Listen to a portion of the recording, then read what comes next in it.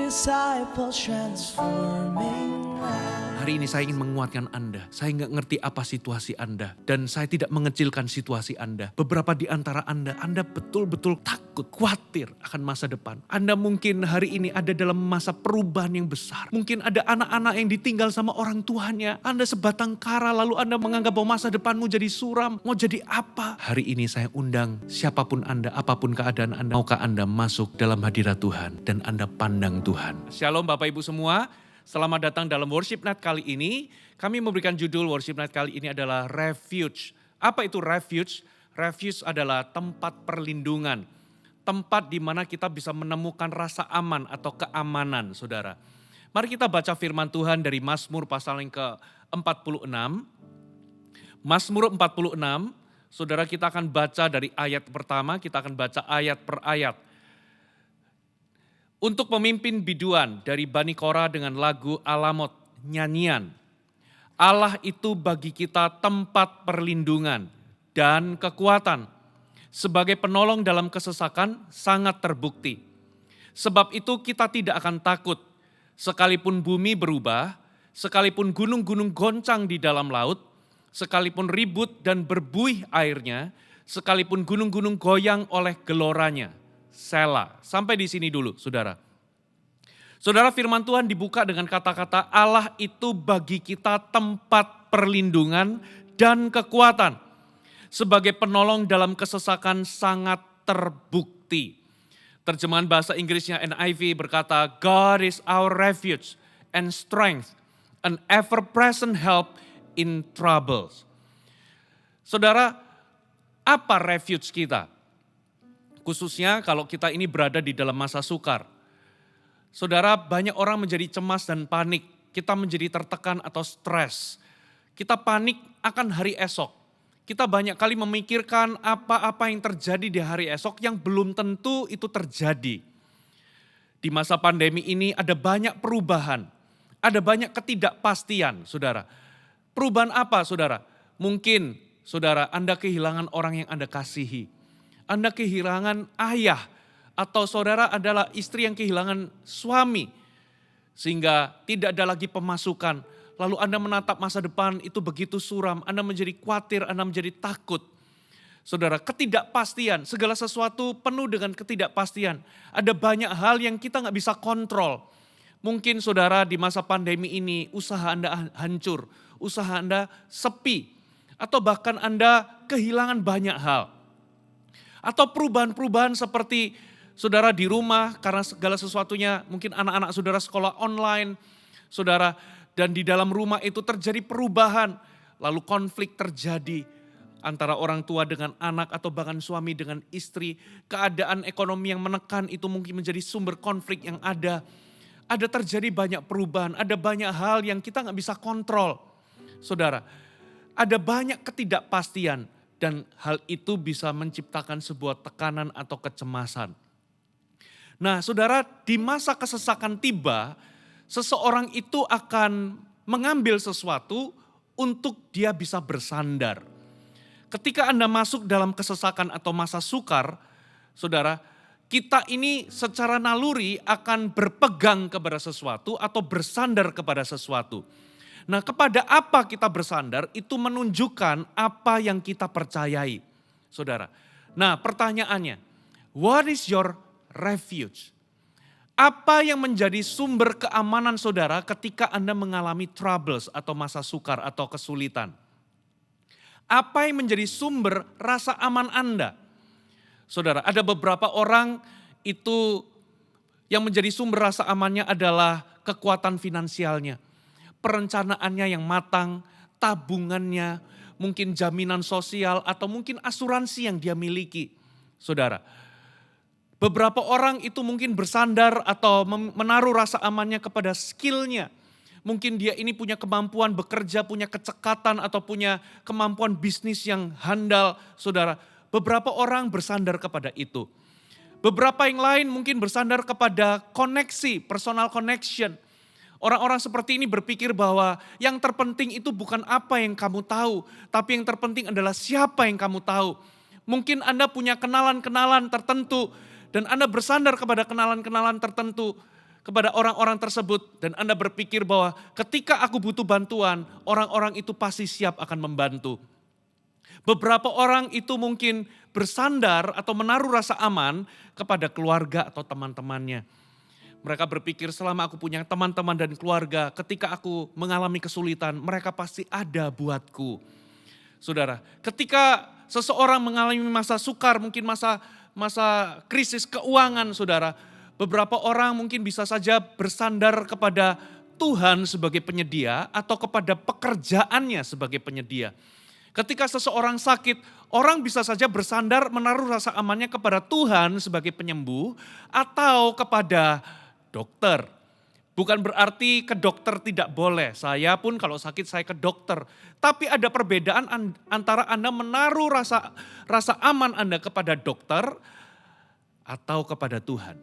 Ada perbedaan, saudara.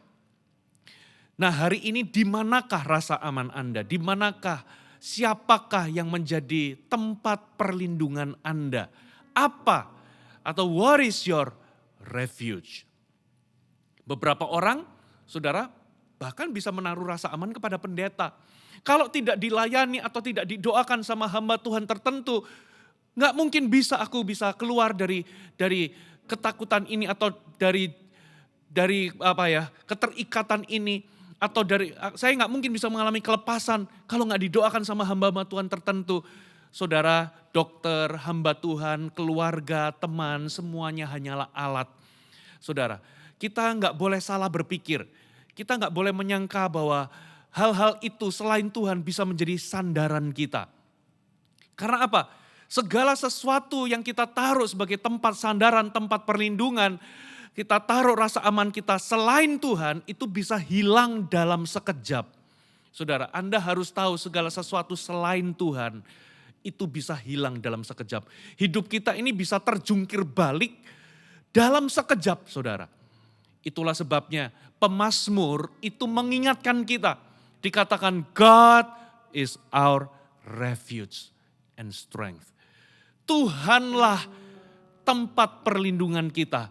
Tuhanlah kekuatan kita. Pemazmur itu tahu bahwa kita ini membutuhkan dua hal. Yang pertama adalah shelter atau tempat untuk berlindung ketika serangan tiba. Yang kedua adalah inner strength. Dan Tuhan menyediakan keduanya.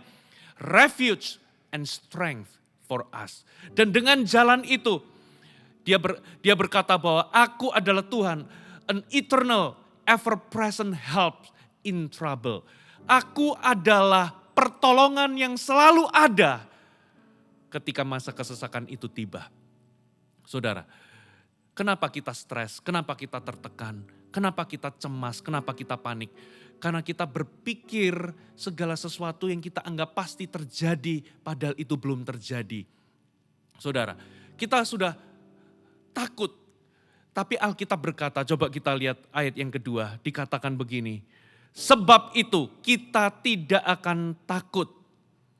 Sekalipun bumi berubah, sekalipun gunung-gunung goncang di dalam laut, sekalipun ribut dan berbuih airnya, sekalipun gunung-gunung goyang geloranya. Selah. Sebab itu dikatakan, kita tidak akan takut. Kenapa kita tidak akan takut? Karena Tuhan berkata, God is our refuge and strength, an ever-present help in troubles. God is our, itu maksudnya apa? Tuhan itu milik kita. Pemazmur itu ingin mengingatkan kita bahwa kita ini memiliki Tuhan. God is our, kita ini punya Tuhan. Kenapa kita cemas, kita takut, kita khawatir, kita gentar, saudara? Karena kita ini selalu lupa, kita cenderung lupa bahwa Tuhan itu milik kita. Kita ini lupa bahwa kita ini masih punya Tuhan dalam hidup ini. Saudara, dan dikatakan God is our refuge, Tuhan adalah tempat perlindungan kita. Dan Tuhan adalah kekuatan kita. Dikatakan an ever-present help in troubles. Apa artinya? Ever-present help itu adalah pertolongan yang selalu ada di masa kesesakan. Dengan kata lain, Tuhan itu selalu ada kapanpun kita membutuhkan Dia. Tuhan itu selalu hadir kapanpun kita membutuhkan pertolongan. Itu tertulis dalam Alkitab. Itu adalah jaminan kita. Dia selalu hadir dan dia selalu ada kapanpun kita membutuhkan pertolongan. Wow, saudara. Lalu ayat ini, saudara, ayat 3 ini ditutup dengan sebuah kata yang dikatakan sebagai Selah. Saudara, ayat 3 saya coba baca sekali lagi. Sekalipun ribut dan berbuih airnya, sekalipun gunung-gunung goyang oleh geloranya, Selah. Apa itu Selah, saudara? Selah itu dalam sebuah lagu, dalam sebuah lirik lagu, itu artinya interlude, sebuah jedah, saudara. Jadi Selah ini sebetulnya berarti stop and meditate, atau to pause and reflect. Jadi Selah itu artinya ada sebuah interlude, ada sebuah jeda di mana kita itu berhenti sejenak, lalu kita merefleksikan sesuatu, kita merenungkan sesuatu. Jadi Selah itu punya arti kita berhenti sejenak dan merenung. Kita berhenti sejenak dan mengambil sebuah momen untuk kita refleksi. Jadi dari ayat 1, 2, 3 ditutup dengan kata Selah. Tuhan adalah tempat perlindunganku. Tuhan adalah kekuatanku. Tuhan adalah penolong yang selalu ada kapanpun aku membutuhkannya. Sekalipun bumi, air, goncang dan lain sebagainya, aku tidak takut. Selah. Jadi kata Selah ini berarti kita harus stop dan merenungkan ayat-ayat tadi. Stop dan merenungkan Tuhan adalah tempat perlindunganku. Kita berhenti dan kita merenungkan bahwa Tuhan itu kekuatanku. Aku selalu dilindungi dari luar. Dan aku selalu diperbarui dari dalam. Saudara, dan dia selalu ada bagiku. Ketika aku membutuhkan, ketika aku dalam kesesakan, dia selalu ada bagiku. Saudara, kapan kita ini membutuhkan Tuhan? Beberapa orang berkata bahwa kita paling butuh Tuhan adalah ketika masa sukar itu tiba atau kesesakan itu tiba, kesulitan itu tiba. Sebetulnya tidak demikian. Kita itu membutuhkan Tuhan setiap saat. Walaupun sekarang Anda mungkin tidak melewati sebuah masa kesesakan atau kesukaran, kesulitan, saudara, bukan berarti Anda tidak butuh Tuhan. Sebetulnya kita ini butuh Tuhan sama besarnya antara sekarang dengan ketika Anda mengalami kesukaran. Saudara, bagi Tuhan, saudara ketika Anda alami kesukaran atau kesulitan, bukan berarti bagi Tuhan itu jauh lebih sulit untuk menolong Anda ketika hidup Anda baik-baik aja. Bagi Tuhan gak ada bedanya hidup Anda baik-baik atau ada dalam kesulitan. Bagi Tuhan sama-sama tidak memiliki kesulitan. Ya hanya saja ketika kita ini masuk dalam masa kesulitan atau ketika kita masuk dalam kesukaran, kita ada masalah, kita itu jadi lebih aware bahwa kita ini butuh Tuhan. Tapi sebetulnya saudara, setiap saat, sekarang, esok, kapanpun kita butuh Tuhan. Dan ini janjinya. Dia adalah tempat perlindungan kita. Dia akan melindungi kita dari serangan dari luar, dari segala pencobaan, masalah, kesesakan. Dan dia juga akan memperbarui kekuatan kita dari dalam. Dan dia berjanji bahwa dia selalu ada bagi kita. Kapanpun kita membutuhkan dia. Itulah yang perlu Anda selah. Jadi ketika Anda alami kesulitan, apapun kondisi Anda hari ini, ketika Anda stres, tertekan, Anda perlu berhenti dan merenung. Jadi selah itu punya arti rohani ini, saudara. Ini arti rohani dari selah. Rest. Jadi yang kita butuhkan adalah a moment of selah. Yang kita butuhkan dalam menjalani kehidupan kita adalah kita have a moment of selah. Ketika kita punya selah, itu berarti kita itu rest. Kita ini masuk dalam hadirat. Dan kita beristirahat.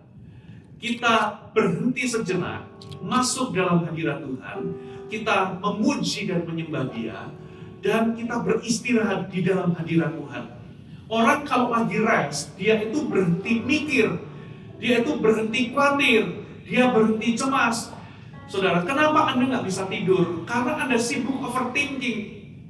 Anda sibuk mikirin masa depan bagaimana ya.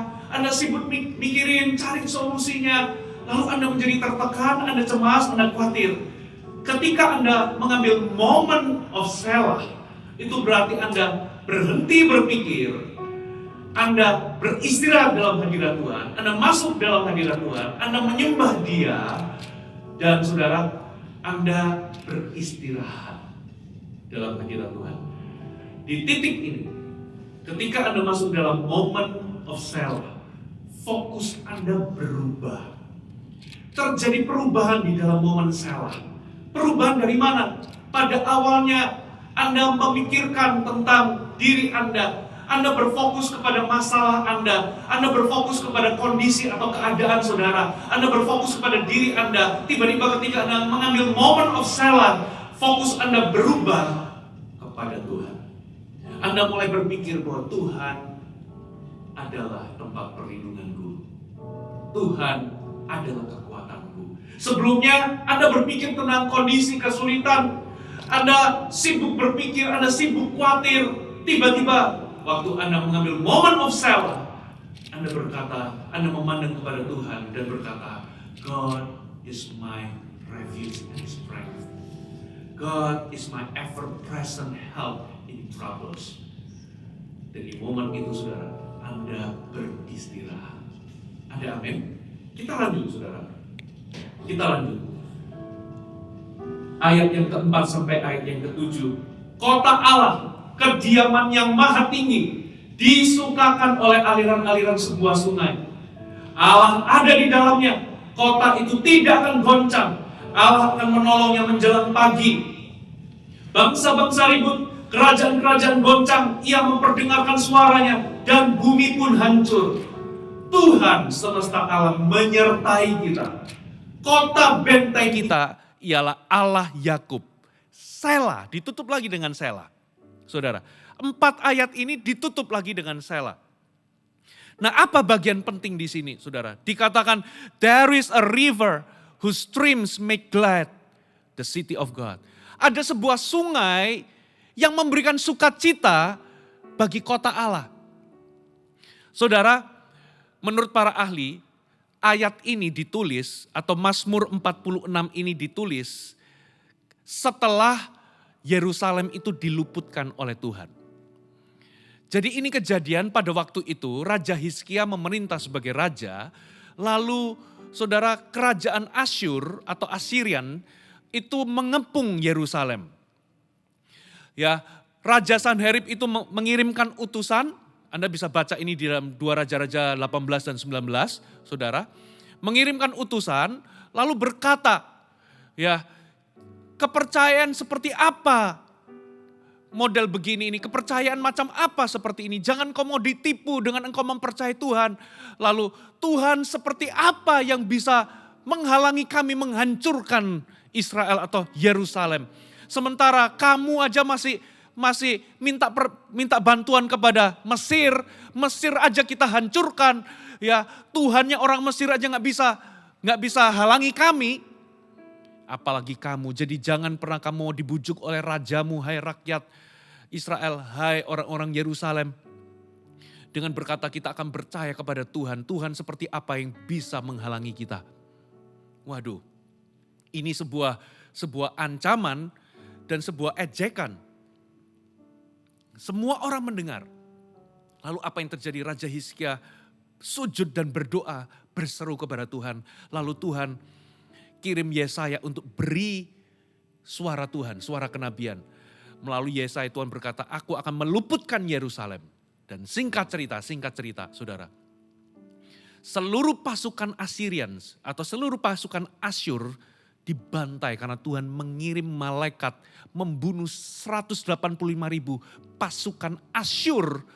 Sehingga menjelang subuh mereka semua sudah jadi bangkai. Tuhan menolong dan meluputkan bangsa Israel. Tuhan menolong atau menjaga melindungi kota Yerusalem. Saudara, Nah itu kira-kira situasinya. Makanya ayat ini dikatakan kota Allah, kediaman yang maha tinggi disukakan oleh aliran-aliran sebuah sungai. Ada sungai yang membuat mereka, sungai mengalir yang membuat mereka itu bersuka cita. Saudara, dan Tuhan ada di dalamnya dikatakan. Saudara, ada momen-momen dalam kehidupan kita, itu momen-momen yang full of joy. Ya, penuh dengan sense of joy. Itu adalah momen-momen yang besar, momen-momen yang spesial. Kita ini mungkin lagi berhasil, lagi sukses, lagi dapat berkat besar, lagi dapat promosi. Tapi yang dimaksud di dalam Mazmur 46 ini, sukacita ini mengalir, itu bukan dalam keadaan yang penuh kemenangan, tapi ini dalam keadaan teror, dalam keadaan ketakutan, dalam keadaan ancaman yang begitu menakutkan. Jadi mereka semua itu dalam keadaan kecil hati, mereka semua dalam keadaan tertekan, mereka semua itu lagi dikepung, sebuah kota yang dikepung oleh kekuatan yang besar. Jadi Anda bisa bayangkan, penuh dengan teror, ketakutan, dan penderitaan.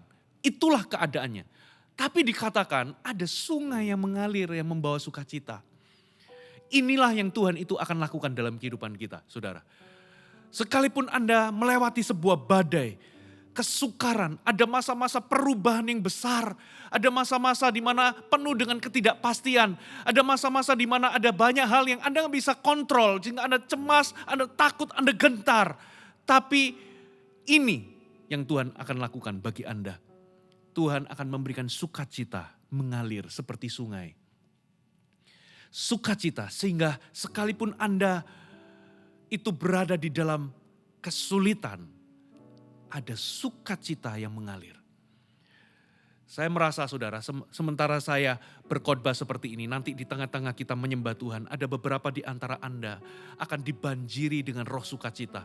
Anda akan dibaptis dengan sukacita. Ya, itu seperti begini, ratapan Anda akan diubah menjadi tari-tarian.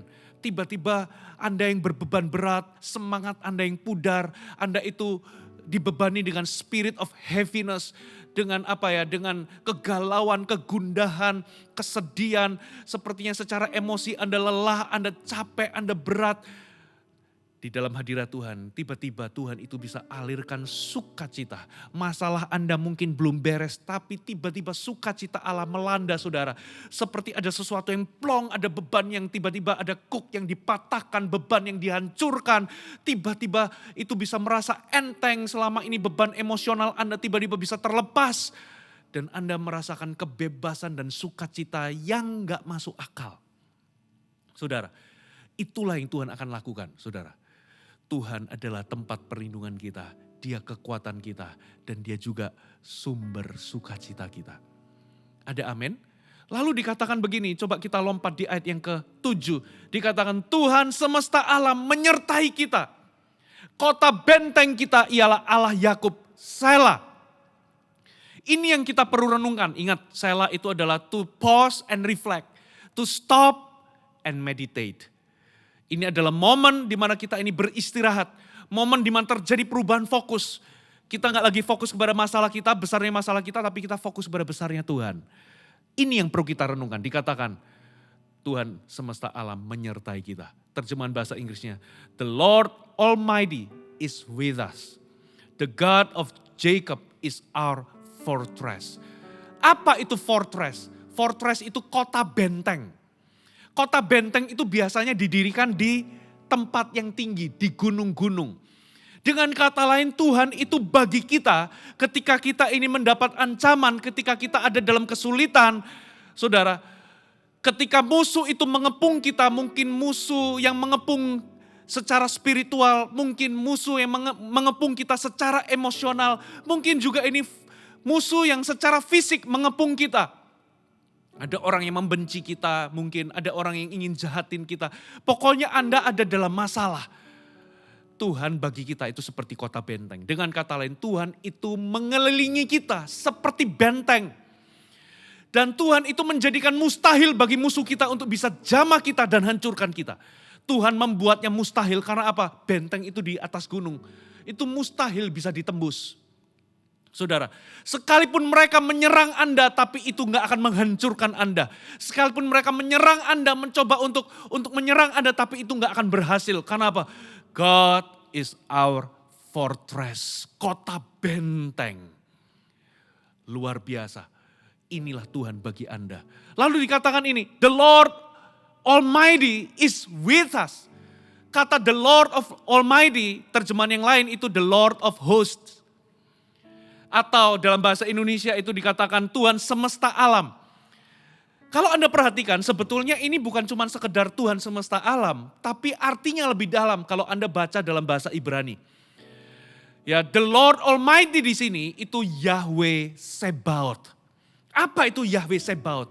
Kata Sebaot itu berarti sekelompok atau ini sejumlah besar massa yang tak terbilang atau nggak bisa dihitung, yang terorganisasi untuk berperang. Itu artinya Sebaot. Jadi Yahweh Sebaot itu artinya Tuhan yang memimpin sepasukan malaikat yang tak terbilang jumlahnya, yang berbaris teratur, terorganisasi untuk berperang. Itu namanya the Lord of Hosts. Panglima bala tentara Tuhan. Jadi Tuhan itu adalah panglima atau pemimpin dari sejumlah besar atau bilangan yang tak terhitung malaikat-malaikat yang terorganisir, yang terorganisasi, yang rapi, tersusun, yang berbaris rapi untuk melakukan peperangan. Itulah the Lord of Hosts. Jadi Tuhan kita itu bukan cuma Tuhan yang dikelilingi oleh malaikat, yang membawa harpa atau menyanyikan puji-pujian. No. Bukan itu saja artinya, tapi ini adalah Tuhan yang memimpin sejumlah pasukan malaikat yang tak terbilang jumlahnya yang siap untuk berperang. Itulah the Lord of Hosts. Dengan kata lain, jika the Lord of Hosts, the Lord Almighty, Yahweh Sebaot itu menyertai kita, Dia siap berperang bagi kita. Katakan amin. Apapun keadaanmu, Dia siap berperang bagimu. Dan kalaupun musuh menyerang Anda, Dia seperti kota benteng. Dia menjadi fortress bagi kita. Kota benteng yang teguh, yang membuat mustahil bagi orang yang menyerang Anda untuk bisa menjamah dan menghancurkan Anda. Wow, itulah Tuhan bagi kita. Dan ditutup dengan kata-kata Selah. Artinya apa? Stop and meditate. Masuk dalam hadirat Tuhan, renungkan. Tuhan itu adalah tempat perlindungan kita, kekuatan kita, pertolongan yang selalu ada bagi kita kapanpun kita membutuhkan. Dan Tuhan juga Tuhan yang memimpin tak terbilang pasukan malaikat yang siap berperang bagi kita. Dan Dia juga adalah kota benteng kita, mengelilingi kita, melindungi kita dari serangan musuh yang ada di hadapan kita. Wow, kita lanjutkan ya, setelah itu kita selesai.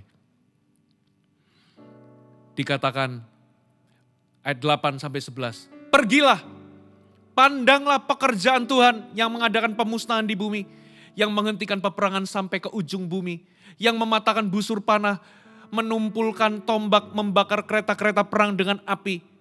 Diamlah dan ketahuilah bahwa akulah Tuhan. Be still and know that I am God. Aku ditinggikan di antara bangsa-bangsa, ditinggikan di bumi.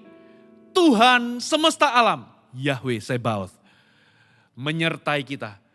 Kota benteng kita ialah Allah Yakub, Selah. Kembali lagi, stop and meditate. Berhenti dan refleksikan, renungkan bahwa Tuhan itu berkata demikian. Pergi pandanglah pekerjaan Tuhan. Lihat apa yang Tuhan sudah lakukan. Coba renungkan kembali apa yang Tuhan sudah lakukan bagimu. Coba buka Alkitab, renungkan kembali bagaimana Tuhan itu membela Mesir. Membebaskan Israel, bukan membela Mesir ya, membela Israel, membebaskan Israel keluar dari perbudakan Mesir. dengan tanda-tanda 10 tulah. Lihat apa yang Tuhan sudah lakukan dengan membelah Laut Merah, merobohkan tembok Yeriko, membebaskan Yerusalem dari serangan Asyur. Coba lihat Alkitab, pandang pekerjaan Tuhan. Coba dengarkan kesaksian orang, bagaimana orang ditolong, disembuhkan. Lihat kesaksian-kesaksian, itu yang Tuhan mau. Coba lihat, noleh ke belakang, bagaimana Tuhan menolongmu di masa lalu. Bagaimana di tengah himpitan Tuhan itu tiba-tiba menolong Anda. Saudara, inilah kunci dari iman. Stop and meditate. Selah, bagaimana Tuhan itu ada bagimu.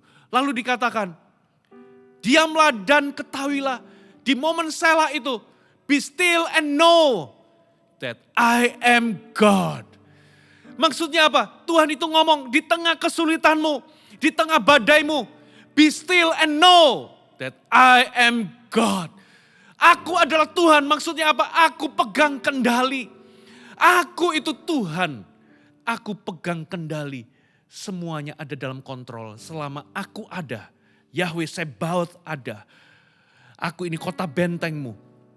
Dan aku ini adalah pemimpin pasukan perang malaikat yang tak terbilang jumlahnya yang siap berperang bagimu. Selama aku ada bagimu. Selama aku menyertaimu. Everything will be okay. Memang ketika kita melihat ke depan, masa depan penuh dengan ketidakpastian. Penuh dengan hal-hal yang mungkin kita gak bisa kontrol. Hal itu bisa membuat kita takut dan gentar. Tapi ada satu hal yang pasti. Ketika kita masuk dalam sebuah momen yang selah. Kita tahu ada satu yang pasti. Dia selalu ada bagimu. Dia adalah tempat perlindunganmu. Dia adalah kekuatanmu. Dia adalah pertolonganmu. Yang selalu ada kapanpun Anda membutuhkan dia. Dia juga adalah panglima perang bala tentara sorgawi. Siap berperang bagimu. Dia juga adalah kota bentengmu. Dia akan memberikan sukacita di tengah kesesakan. Dan itulah Tuhan bagimu. Sekarang apa yang kita perlu lakukan, saudara? Hari ini saya ingin menguatkan Anda. Saya nggak ngerti apa situasi Anda. Dan saya tidak mengecilkan situasi Anda. Beberapa di antara Anda betul-betul takut, khawatir akan masa depan. Anda mungkin hari ini ada dalam masa perubahan yang besar. Anda ditinggal suami. Gak ada lagi sumber pemasukan bagi keluarga Anda. Anda jadi khawatir akan makan apa, anak-anak mau sekolah di mana. Mungkin ada anak-anak yang ditinggal sama orang tuanya. Anda sebatang kara lalu Anda menganggap bahwa masa depanmu jadi suram. Mau jadi apa? Hari ini saya undang siapapun Anda, apapun keadaan Anda. Mungkin seorang pengusaha yang sudah habis-habisan. Mungkin segala sesuatunya hancur. Mungkin pernikahan Anda mungkin juga diambang kehancuran. Sudah putus asa, gak ada harapan. Maukah Anda masuk dalam the moment of selah? Masuk dalam hadirat Tuhan dan Anda pandang Tuhan. Hai, terima kasih sudah bergabung bersama kami, Gereja Mount Sharon, Jabodetabek. Sebagai gereja Tuhan, adalah kerinduan bagi kami untuk melihat Anda terus bertumbuh di dalam pengenalan akan Tuhan dan mengalami perubahan hidup. Maka dari itu, bergabunglah bersama komunitas kecil kami, Connect Group. Dapatkan informasi lebih lanjut pada kolom deskripsi kami. Last but not least, don't forget to subscribe dan bagikan video ini kepada orang yang Anda kasihi. Thank you for joining us and see you next time.